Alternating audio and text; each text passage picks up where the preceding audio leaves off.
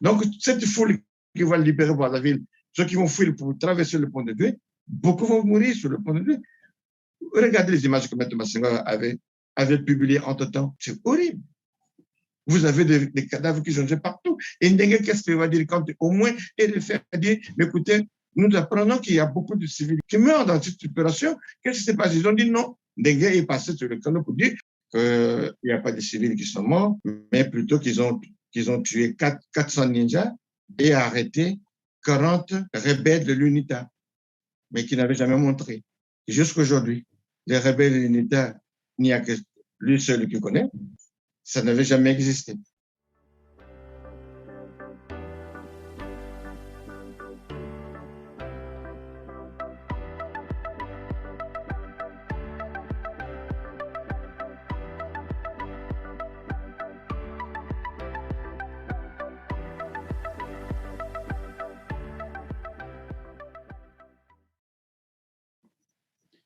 Bienvenue à toutes et à tous. Merci d'avoir encore choisi Keller TV. Très ravi de vous retrouver pour ce nouveau numéro de Droit de Savoir qui portera sur un événement tragique qu'a connu le Congo au Brazzaville. Un événement qui a été passé sous silence non seulement par les médias étrangers, mais aussi par la communauté internationale. Une histoire qui ne doit être ni occultée ni oubliée.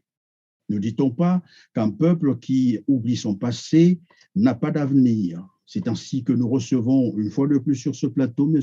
Michel Nsangou, qui sera notre premier témoin dans cette série de témoignages que nous lançons à partir d'aujourd'hui. Bonjour M. Michel Nsangou et merci d'être encore avec nous sur ce plateau. Bonjour M. Perrin et je salue les techniciens qui sont derrière vous également. C'est très gentil, merci à vous. Alors, Monsieur Michel Nsangou, voudriez-vous vous présenter à nos téléspectateurs, surtout ceux qui vous découvrent pour la première fois sur Keller TV? Qui est Monsieur Michel Nsangou? Voilà, comme vous le dites vous-même, je suis un citoyen congolais, je m'appelle Michel Nsangou, et je fus chauffeur d'État dans les services de l'OFNACOM à l'époque, avant que l'entreprise soit détachée, soit liquidée. J'ai été donc détaché à la présidence de la République sur la demande du secrétariat général du cabinet de chef de l'État. Pendant la transition, j'ai été affecté à la prémature pendant la transition.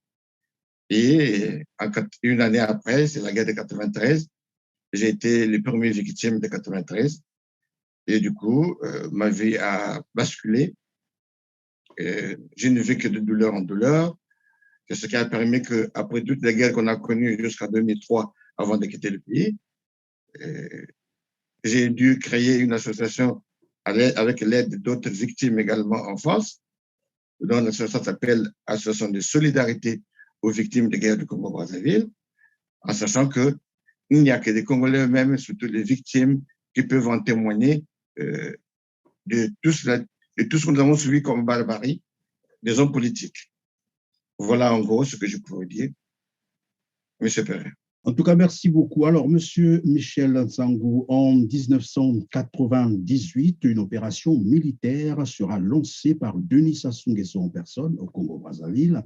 Selon certaines indiscrétions, l'ordre avait été donné de tirer sur tout ce qui bouge. Chose curieuse, la France et la communauté internationale ne se sont jamais exprimés sur ces massacres, sans compter bien sûr le silence médiatique de la presse internationale. Est-ce par complicité? En tout cas, je ne saurais le dire. Avant de commencer notre interview, je vous propose de suivre avec moi cet extrait de vidéo où François-Xavier Verschave, paix à son âme, puisqu'il n'est plus de ce monde, qui révélait bien sûr au cours d'une conférence de presse, en fait, il disait en substance que toute l'élite politique française, de gauche à droite, au centre, voilà, toute cette élite soutenait le dictateur Denis Sassou Nguesso et fermait les yeux devant les crimes contre l'humanité commis par ce dernier. Suivez cette vidéo avec moi et on revient sur le plateau. Entre décembre 98 et décembre 99, il y a eu au Congo-Brazzaville plus de massacres, plus de morts, plus de viols systématiques, plusieurs dizaines de milliers, qu'il n'y en a eu au Kosovo, en Tchétchénie et à Timor-Est réunis dans la même période. Regardez la manière dont on a couvert ces trois événements et la manière dont on a couvert le Congo-Brazzaville, rien du tout. Je ne dirais plus personne qui ose lever le petit doigt au Congo-Brazzaville, et on pratique ce qu'on appelle le dialogue sans exclusion. Et tout cela devrait être couronné par des élections truquées qui permettraient d'installer pour encore un certain nombre d'années M. Sassou Nguesso à la tête du Congo-Brazzaville pour le plus grand profit de la France-Afrique. Ce qui est quand même tout à fait stupéfiant et que je n'ai jamais vu dans aucun autre pays, c'est à quel degré l'ensemble de l'éventail politique, y compris la gauche modérée, y compris une partie du Parti communiste, y compris l'extrême droite bien entendu, soutient intégralement M. Sassou Nguesso. On a vraiment l'impression que c'est le personnage clé qui défend le sort du rôle de la France en Afrique. Bien voilà, merci à la régie pour cette vidéo. Alors Michel Sambou, vous venez de suivre avec moi cette déclaration, j'allais dire, ce speech de François-Xavier Verschave. Que pensez-vous de ce qu'il raconte, ce qu'il dit? Monsieur Perrin, ce qu'il dit est très important parce que, disons, parmi les citoyens français, il y a pas mal de gens qui dénoncent les choses, sur les crimes qu'on a commis au Congo. Et lui en premier. C'est monsieur, j'ai eu la chance de le croiser, d'abord par Benjamin Moutila, avec monsieur Bidunga, qui a travaillé avec lui. Et quand il m'avait reçu à la direction de survie, ce monsieur m'avait rassuré qu'il faut aller jusqu'au bout pour le combat que tu as terminé. On a eu également à nous partager quelques documents, puisque depuis le pays, j'avais ramené des images de tout ce qu'on a suivi comme guerre également, avant qu'il puisse quitter la terre des hommes. Et il n'est pas aussi seul, M. Perrin. Il y a encore une dame qui vient aussi de nous laisser. Il y a à peine 2 ans, c'est une avocate et membre de la Ligue des droits de l'homme. Cette femme s'appelait Madame Nathalie Muller. Cette femme-là a eu à filmer, à faire un reportage par le premier train qui avait sifflé de Brazzaville à Pointe-Noire. On en parlera plus tard. Il faut que je revienne à la question que vous avez posée tout à l'heure. Merci Michel Sambou. Alors maintenant, on peut parler de l'événement. J'ai dit tout à l'heure, en 1998, une opération militaire, j'allais dire, une expédition militaire avait été lancée dans les quartiers sud de Brazzaville. Est-ce qu'on peut revenir sur le contexte? Comment cela avait démarré? Je sais que vous étiez encore à Brazzaville et que vous étiez dans des milieux, dans les officines et que vous avez eu vent d'abord du démarrage de l'opération. Est-ce que vous pouvez nous en parler? Monsieur Perrin, les Congolais ont le droit de savoir ce qui s'est passé réellement. Parce que les événements qu'on a connus au pays, ce sont des événements qui ont été faits à huis clos, sans la presse ni les ONG. Et comment ça démarre? Qu'est-ce qui déclenche tout ça? Et comment ça se passe? Alors, les événements de 98, à mon avis, ça s'est passé, ça s'est déclenché dans le pôle et dans le district de Mindouli. Nous sommes en 97, après le coup d'État 80, Sassou fait son serment, puisqu'il a gagné la guerre, et il demande à ses militants, et même M. Bienvenu Mabile Mono en parle, que Sassou les avait réunis parce que lui, il avait déposé ses valises en Bila après la guerre, donc 98. Il les a dit, nous venons de gagner la guerre, mais ce n'est pas suffisant. La ville est encore sale. Donc, il faut la nettoyer. Mais nettoyer où? Donc, il faisait Kanouama Congo, ce n'est pas Wenze, son fief. Qui a dit que nous avons gagné, mais la ville est encore sale? Ça sort de qui? Qui le dit? Ça sort de M. Bienvenu Mabile Mono dans les vidéos qu'il a publiées, qu'il était là à la réunion.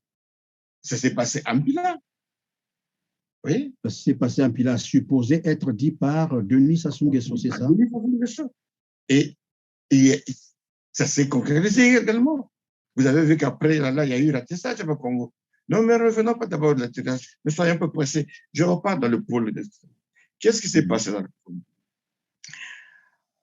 M. Sassou Nguesso travaille avec des anciens officiers qu'il a lui-même formés. Nous trouvons les éléments qui avaient combattu dans le génocide de Rwanda, dont Kamara, qui a déclenché la guerre dans le pool, il faisait partie des éléments. Conta, qui a supervisé les éléments dans le pool, également, c'est le même qui avait organisé le génocide dans la cuvette, à Ikonongo. Donc, ils ont encore utilisé pour que ces gens-là puissent mater leur propre frère. Ça a toujours l'habitude d'utiliser les éléments de la garde républicaine, mais la plupart, c'est du pool qu'il a d'abord utilisé pour les génocides de Rwanda, du Konongo.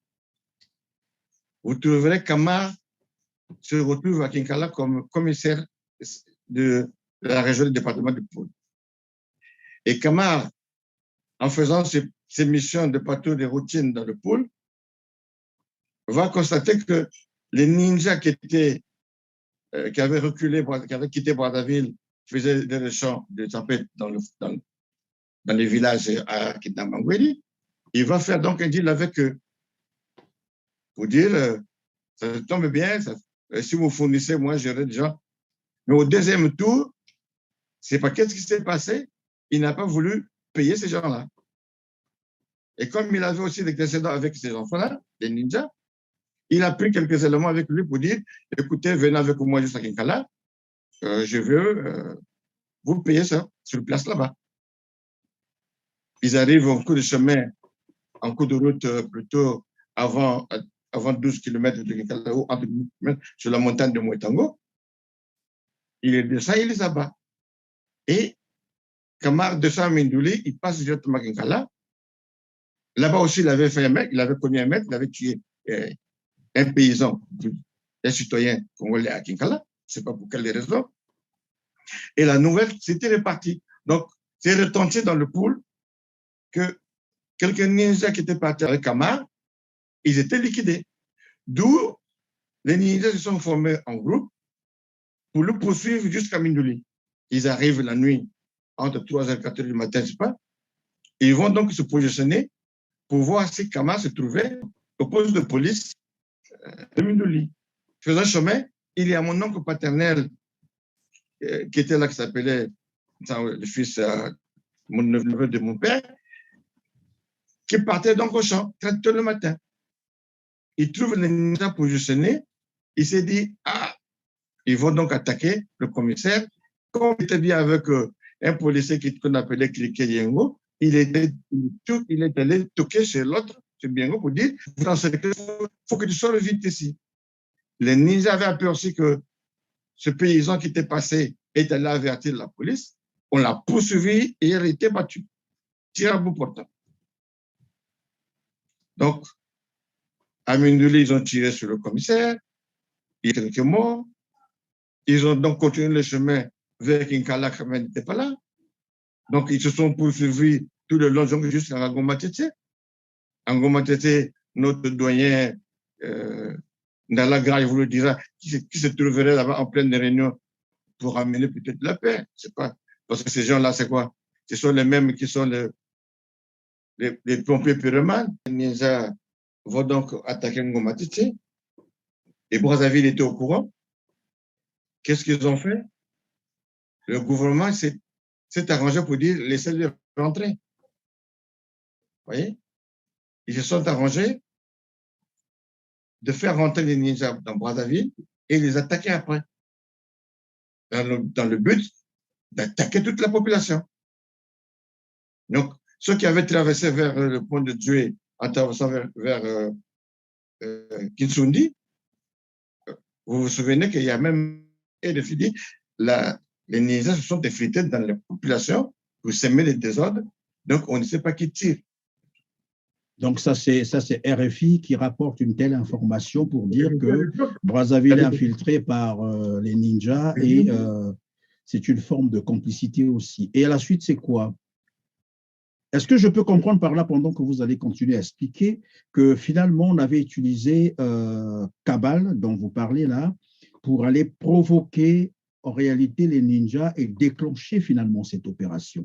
Tout a été planifié sur ça. Ça ne fait rien au hasard. Même s'il ne donne pas des ordres, plutôt il ne donne pas les ordres par écrit, mais tout passe par lui. Le plan Moubarak a été bien conçu par lui. Mais il n'accepte pas que c'est lui. C'est comme ça que ce monsieur est. Et ça ne va pas commencer seulement pendant 98, pendant une période de quand il avait gagné la guerre 97. Mais il y a une période avec Mindouli où on a arrêté des anciens ninjas qu'on partait tuer. Donc, les parents qui avaient un peu d'argent, de partir libérés, mais avec une forte somme.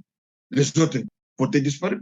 Ça s'est passé. Ça veut dire qu'avant même cette opération dont on parle, il y a eu d'abord une vague comme ça où on a arrêté les anciens ninjas, dans les supposés ninjas, et oui, pour les liquider comme ça. Voilà. Et il y avait beaucoup d'éléments qu'on avait arrêtés, qu'on avait exécutés, sans motif. Alors qu'on était des périodes de paix. Il n'y avait pas de guerre, il n'y avait pas la guerre à ce moment-là. Donc, on revient maintenant sur Brazzaville. Le haut commandement va se réunir pour prendre des décisions de faire le ratissage dans le quartier.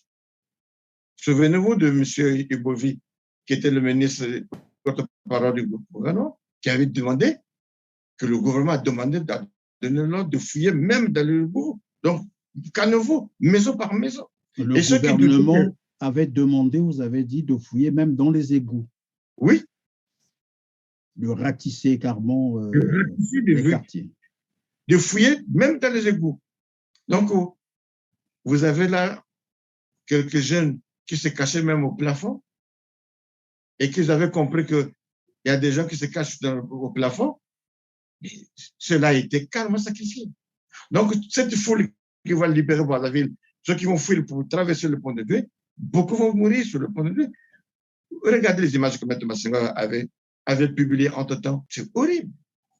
Vous avez des cadavres qui sont partout. Et qu'est-ce qu'il va dire quand au moins il fait dire, mais écoutez, nous apprenons qu'il y a beaucoup de civils qui sont tombés, qui meurent dans cette opération. Qu'est-ce qui s'est passé? Ils ont dit non. Dengue est passé sur le canot pour dire qu'il n'y a pas de civils qui sont morts, mais plutôt qu'ils ont tué 400 ninjas et arrêté 40 rebelles de l'UNITA, mais qui n'avaient jamais montré.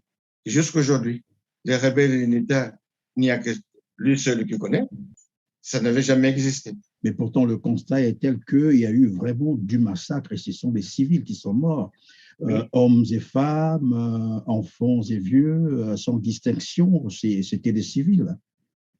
On tirait à bout portant et sur tout ce qui bougeait. Il y avait eu beaucoup de morts. Autour de ces morts, il y a même la Croix-Rouge internationale qui avait accusé le gouvernement congolais qu'il ne comprend pas que le gouvernement congolais est en train d'utiliser le logo de la Croix-Rouge qu'on a remis à des cobras qui sont en train de ramasser des corps qu'on est en train de jeter dans le fleuve. Donc, en dehors de ces massacres, ils utilisaient aussi le label de la Croix-Rouge, c'est-à-dire les véhicules avec les insignes de la Croix-Rouge pour ramasser les cadavres ou les corps pour aller les jeter. Question d'effacer les traces, c'est ça. Pendant que des milliers de morts qui se trouveraient sur le pont de Doué, cela a été jeté dans le fleuve. Tout le monde sait comment ce ratissage a continué jusqu'à Ngangolongolo. Et là, c'est tout l'arsenal de l'armée qu'ils avaient sorti. Les Kamiyoko, comme on appelle le général Le Songo, qui est aujourd'hui élevé au grade de général, à l'époque, c'était pas le colonel. Vous avez vu ce qu'ils avaient fait. Et le ratissage avait continué de part. Et il dit bien que je viens de prendre l'ordre, je viens de recevoir l'ordre du chef. Il a dit, on ratissage de deux côtés, vieux, enfants, femmes. Ça, c'est le général Ole Songo qui le dit. Mais j'ai des images avec moi, j'ai des vidéos. J'ai des vidéos. Appuyées par des Angolais. Et n'oubliez pas que pendant ces événements, il y a des militaires de la phase de la garde. L'ex-Zaïre, oui. Oui, l'ex-phase qui avait combattu au côté de Tessou. Et il faut rajouter les Rwandais, les Tchadiens, Oui, mais comment finalement expliquer, alors même si c'était une opération où il fallait traquer, par exemple, on suppose, les miliciens ninjas, et qu'on utilise les éléments des autres pays, c'est-à-dire des autres armées, le cas par exemple de l'Angola, comme vous le dites. Ça fait avec seulement le but, c'est de réduire l'électorat de poule. Cette population est plus majoritaire dans le pays, ça tout le monde le sait. On était peut-être majoritaire, c'est ce qu'on le sait, je ne sais pas. Parce qu'il n'y avait jamais eu un recensement. Dans le pôle, il y a plusieurs villages qui n'existent plus, qui étaient rasés plutôt. Et personne ne connaît le nombre de personnes qui étaient mortes dans le pôle. C'est toujours en 1998, ou bien ça c'est une autre épisode? Ça s'est poursuivi 98-99, d'où le fameux problème de disparition du but qui viendra s'ajouter après. Parce qu'après, il y a eu calmie, qu'ils ont trouvé que non, il fallait faire la paix. Non, pas de la paix. Quand il avait demandé, il avait signé la mission pour dire j'amnistie tout le monde qui a tué les armes, maintenant ils peuvent rentrer. Mais M. Sassou n'avait pas dit la même chose à ses cobras, à tous ses officiers qu'il a élevés au garde général. D'où vous avez vu, au niveau du but de Brazzaville, il y a eu des massacres de disparus, dont moi-même j'ai été témoin de quelques-uns qu'on avait fusillés. Mais que cela en fasse. Il y avait encore d'autres massacres qui s'étaient produits dont les gens ne parlent pas. C'est à Ngangalongolo, dans le bouchon, dans le couloir humanitaire. C'était même par le stade de Massamadeba, en allant vers le boulevard. Toujours dans cette même période-là. Oui. Aujourd'hui, les gens parlent seulement du disparu du beach, où on nous donne le nombre de 350 personnes tuées. Mais en réalité, il y en avait plus que ça. Et sans compter le nombre de femmes qui étaient violées. Beaucoup ont perdu leur vie en Ngangalongolo, dans le bouchon, et rien que même pour 500 francs. Parce que pour rentrer, il faut laisser quelque chose, 200 ou 300 francs, comme à besoin dans les efforts de guerre. Mais on arrêtait des têtes qui ne leur plaisaient pas. Vous dites, celui-là, il passe pas, on le met à côté. Et comme le trait qui s'est fait d'ailleurs au niveau du BIC de Brazzaville, vous avez dit tout à l'heure que pourtant ils avaient été rassurés qu'ils pouvaient rentrer à la paix, ils seraient en sécurité, et ces jeunes qui avaient décidé de rentrer, ils étaient triés au niveau du beach et on les a mis, certains, c'est ce que nous apprenons, dans les conteneurs, enfermés dans ces conteneurs et jetés dans le fleuve. Vous avez dit tout à l'heure que vous avez assisté à, j'allais dire, au massacre de certains jeunes. Vous avez vu comment ça s'est passé. Mais là, vous ne nous avez pas dit, vous ne nous avez pas donné quelques éléments d'appréciation, les détails. Comment ça s'est passé, ce que vous avez vu? Je venais de Cotonou pour faire mon passeport parce qu'il fallait que je prenne l'avion pour mon premier voyage que j'avais fait en 99 en France. Et je vais croiser donc quelqu'un qui a travaillé avec mon protocole, que j'avais croisé à l'immigration. Je lui ai dit, mais qu'est-ce que tu fais ici? Il dit, j'ai écouté, Michel, je préfère être ici que de rester à la présidence. C'est bon? J'ai dit, mais moi, ça m'arrange.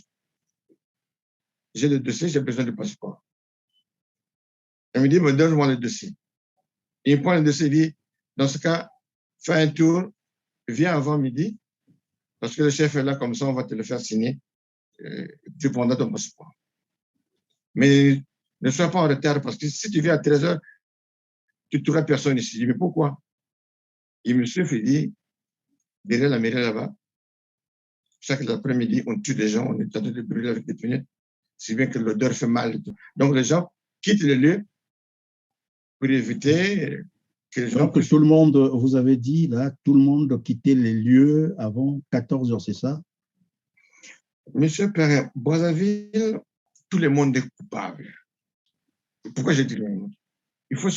Les gens doivent aussi reconnaître que même le silence tue. Les gens ne veulent pas témoigner de peur qu'ils soient arrêtés, parce que ça soit l'habitude d'égorger et de massacrer les gens. Et ça, il le fait exprès pour dire aux autres, si vous continuez, voici ce qui vous attend. Moi, quand je suis allé prendre mon passeport, je l'avais dit dans des émissions précédentes, que je suis allé vers la case de Gaulle, dans l'ambassade de France, pour voir dans les hauteurs, si je pouvais voir vers le bas, là où on a construit le viaduc, le pont Et tout le monde tentait d'apprécier, à mon avis. Mon fils c'est un cadeau empoisonné parce que beaucoup de gens sont morts à cet endroit. Donc, il y avait des petits bambous. Je me suis infiltré parmi les petits bambous. J'ai regardé. J'ai attendu pendant 2 heures. C'est vers 16 heures que j'ai vu une colonne de personnes torse nu descendre avec les militaires juste au bord du fleuve. On les a alignés et ils étaient vraiment à une obéissance terrible. Personne n'avait boudé, personne ne parlait. Et quand ils ont ouvert le feu, je me suis mis à pleurer. Je disais que j'étais même surpris de la personne qui venait de temps en temps filmer là, parce que j'avais trouvé un petit carton avec une brique à aglo.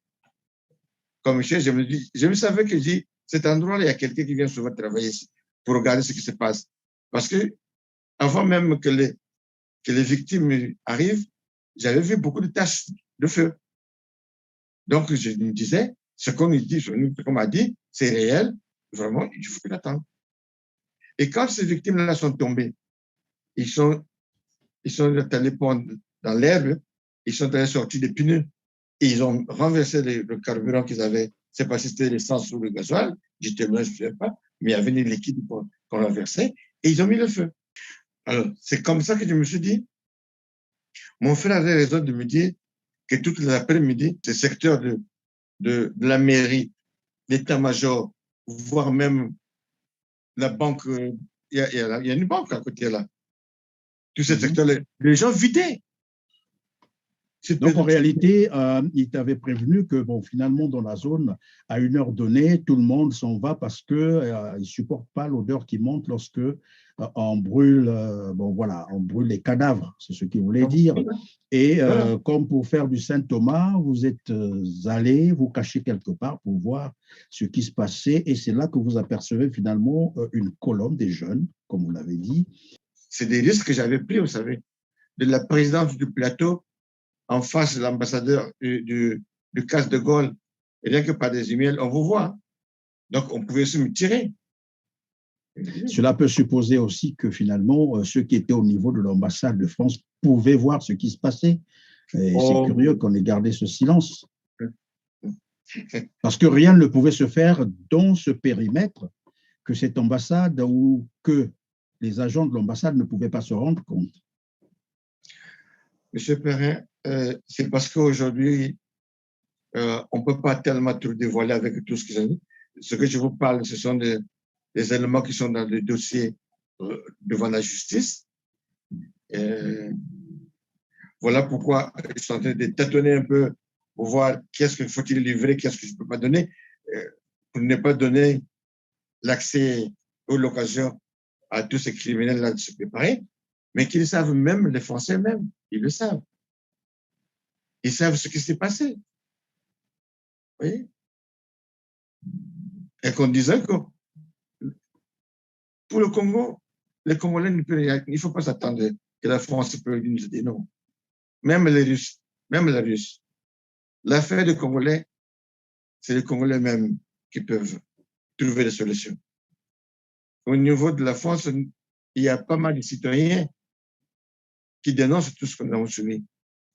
Mais la classe politique, la plupart, c'est des gens qui ont commandé tout ce qu'on a télé subir le pays. C'est comme vous le dites, ce qui est curieux d'ailleurs, jusqu'à ce jour, le procès sur l'affaire du Beach patine encore. C'est comme si le dossier a été enterré, on n'en parle plus, alors que le dossier a été relancé au niveau de Paris et on ne comprend pas pourquoi ce silence. Et voilà pourquoi nous disions dès le départ, on ne comprend pas pourquoi le silence de la France dans tous ces crimes contre l'humanité. Pourquoi le silence? Pourquoi ce silence de la communauté internationale? Alors, après ces événements, finalement, mais ça a duré combien de temps, cette opération qui avait démarré, je crois, vous avez dit, en décembre, c'est cela? Ça a duré combien de temps? Mais vous savez, ça avait commencé le 18 décembre, ça a continué jusqu'à 2003, jusqu'à 2000. Hein. Les enlèvements, les tueries dans le pôle, ça avait continué jusqu'à 2003. C'était carrément un nettoyage total, finalement. Ah oui. Il y a eu quelques temps d'accalmie, Mais dans les chemins de fer, dans le bouchon, on tuait les gens. Ils avaient mission de nettoyer le pôle, d'éliminer les locataires du pôle. Vous vous souvenez qu'à Kendamba, pendant la même période, il y a eu des militaires qui sont allés sortir les gens qui se trouvaient dans la forêt. 37 personnes qu'ils avaient ramenées dans le village. Ces gens-là ils étaient brûlés. Donc, les militaires accompagnent les gens pour dire la paix est revenue, le président a demandé que la population sorte de la forêt. Donc, nous sommes venus vous chercher, allons tous au village, vous allez regagner vos maisons. Ils arrivent au village, on les enferme dans une maison et on les abat. Après, on met le feu. Ils ont mis le feu. Il y a un petit, le rescapé a pu témoigner dans les vidéos que Maître Massengo Tassé avait dû balancer en deux temps. Et en dehors de ça, il y a un autre qui est ici en France, qui a même donné son dossier parmi les dossiers qui sont avec moi, qui n'était pas sorti, qui avait eu des doutes pour dire, sinon, je ne pense pas que ce soit les mêmes militaires qui nous ont poursuivis, qui nous ont tués, et ce sont les mêmes qu'on envoie pour venir nous sécuriser. Non, il a dit non, moi je ne vais pas. Donc il est resté en forêt. Donc vous êtes en train de nous dire qu'il est arrivé un moment où on a pris on a rassuré la population de sortir de de la forêt parce que la paix était revenue et qu'on pouvait les accompagner dans leur village. Bon, voilà. Et arrivé quelque part, on les met dans une case dite et on ouvre le feu sur ces personnes. Ils étaient nombreux comme ça, qu'on avait mis dans une maison, dans une case, et qu'on a ouvert le feu. Et on nous avait dit, c'était pas seulement ça. Hein. Il y a eu d'autres qu'on avait encore tués, mais le nombre de noms qu'on nous avait donné, celui de Vinza, on parlait de 37 personnes. Même M. Ntoumi l'avait dit une fois pendant les fameux accords qu'ils avaient signés. Il veut dire que ce que vous avez fait en tout cas à Vinza, c'est criminel.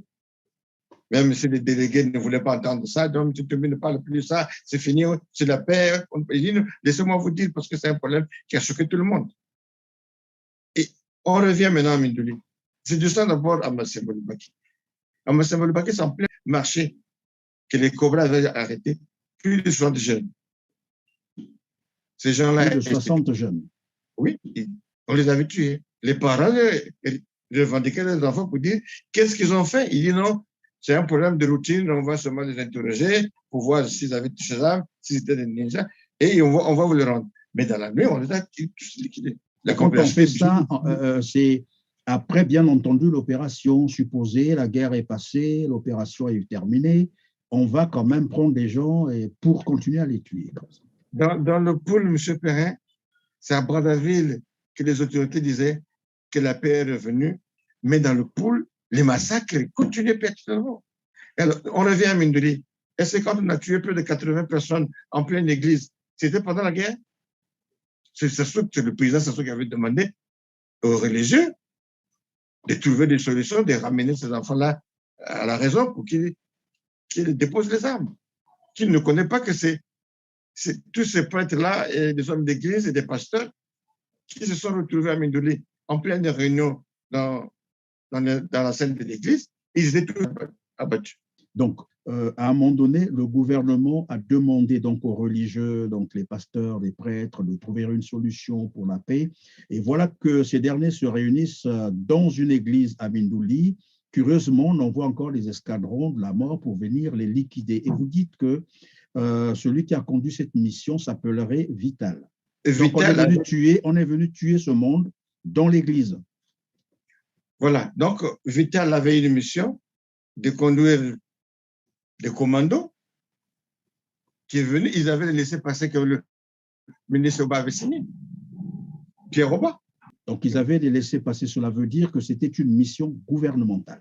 C'était une mission gouvernementale signée. Pour aller ils sont arrivés alors qu'ils savaient qu'à Mindouli, il y avait déjà d'autres bataillons qui étaient là. Mais ceux-là n'avaient pas mission d'exécuter les prêtres qui étaient là.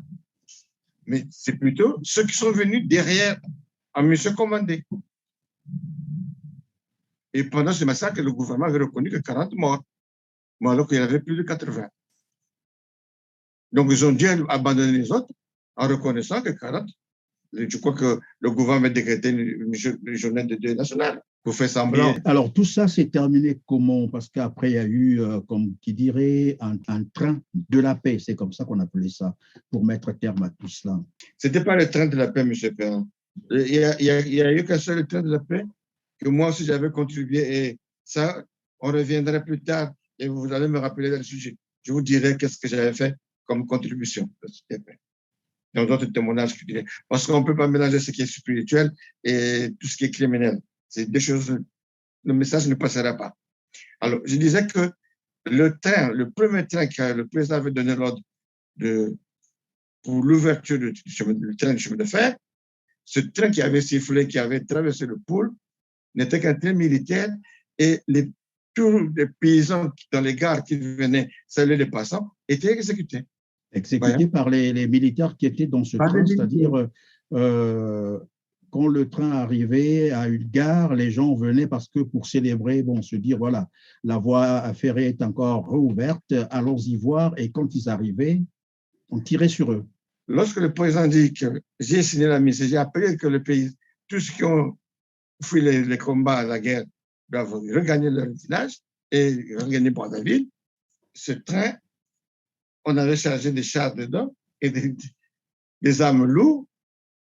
Donc, à chaque rentrée de la gare sur le chemin de fer, le conducteur s'arrangeait à klaxonner. Et à klaxonner. À klaxonner en saccadant pour montrer que vraiment la paix est revenue. Et ceux qui couraient pour venir saluer les passants, donc vous dites que le train dit de la paix qui est parti de Pointe-Noire, qui a traversé le Poul, bien entendu, vous dites que le train s'arrêtait donc en fait ou ralentissait à chaque gare, c'est cela, en klaxonnant pour dire que bon, voilà.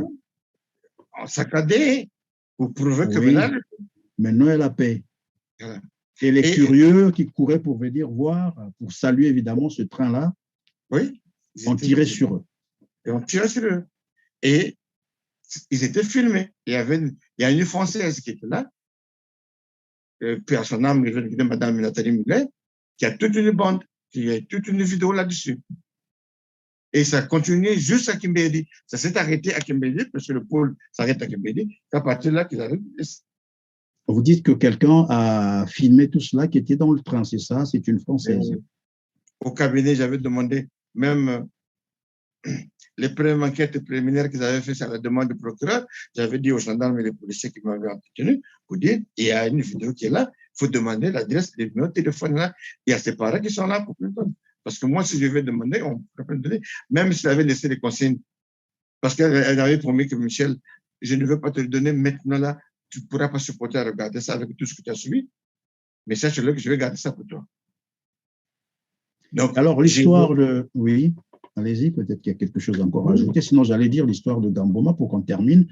Le temps qui nous est imparti touche à sa fin. Donc, moi, je dirais que M. Sassou ne fait pas des choses à hasard. Tout ça, ça a été bien programmé et bien élaboré. Pour preuve, avant de faire la guerre de 97, en 96, il avait volé des armes en Gabon. Et ça, personne n'en parle. Ces armes n'avaient plus la direction d'Oyo, qui était à l'époque comme directeur de l'école des supérieurs, c'est le général Boukaka, qui est aujourd'hui récompensé, qui est travaillé de Sassou. C'est pas s'il a pris sa tête ou pas. Toutes ces armes étaient volées. Étaient plutôt partis. C'était quoi? C'était pour faire la guerre. Le ministre de la Défense à l'époque qui était là, M. Setumabia le fait. Le ministre Ouabari qui fait le ministre de la Justice, il connaît cette affaire-là. Même M. n'en parle pas. Et en 92, pendant la transition, il y avait une fuite qui disait que à l'île Mbamou, il y a des mercenaires qui sont là, qui sont en train de faire la plantation de Sassou dans le jardin. Il y a des caches ces armes. Ils sont allés saisir ces armes. Ces armes-là ont été saisies plus tôt et ramenées au Kamakala. C'était dur, l'armée voulait mettre des choses là-dessus. Même ils se sont fâchés. Donc, quand les armes traversent le pont de Dieu, pour lui, c'est fini, c'est rentré dans le pôle. Et ce n'était pas fini. En 1993, c'est lui qui a encore embêté Bernard Corella pour qu'il fasse la guerre à l'Oussouba. Donc, c'est toutes ces armes-là qu'il réclamait pour dire, ou plutôt, aux sages de Poule, dites à vos enfants de ramener les armes. Et parce qu'il était conscient que c'est lui qui avait fourni ces armes-là et qu'il voulait récupérer parce qu'il en sait. Il le présente, mais suivez les vidéos du chef de l'État. Il lui dit, je sais pourquoi je parle. Dites à vos enfants de ramener les armes. Je crois que nous aurons l'occasion d'en parler plus, si M. Perrin, si le temps va nous permettre. Et j'aurai d'autres révélations à faire à la prochaine occasion, si vous me permettrez, avec votre volonté. En tout cas, vous serez toujours le bienvenu, Monsieur Michel Ansangou. Merci d'avoir été avec nous aujourd'hui, de nous avoir fait ce témoignage qui est très important d'ailleurs pour le Congo, parce que nous l'avons dit, nous l'avons répété et rappelé toutes les fois qu'un peuple qui ignore son histoire est appelé à la revivre. Et donc, c'est une série des émissions que nous allons organiser. Il y a bien d'autres témoins aussi qui ont accepté venir témoigner, nous dire ce qu'ils ont vécu. Et ça sera donc, voilà, nous allons entrer dans cette série de témoignages pour que les Congolais, les jeunes Congolais, bien entendu, découvrent, apprennent ce qui s'est fait au Congo et qu'ils ignorent probablement parce qu'en ce temps-là, peut-être qu'ils étaient encore trop jeunes. Mais c'est l'histoire du Congo, on ne doit pas l'oublier. En tout cas, merci une fois de plus d'avoir disposé tout ce temps. À vous aussi, mesdames, mesdemoiselles et messieurs, merci de nous avoir suivis. Et comme d'habitude, likez et partagez pour nous permettre d'atteindre le plus grand nombre de téléspectateurs. Alors, si vous nous avez rejoints pour la première fois sur Téléart TV, en tout cas, ne manquez pas de vous abonner pour être prévenu de nos prochaines émissions. On se dit donc à très bientôt, mais d'ici là, prenez vraiment soin de vous car chaque jour est une vie. Merci.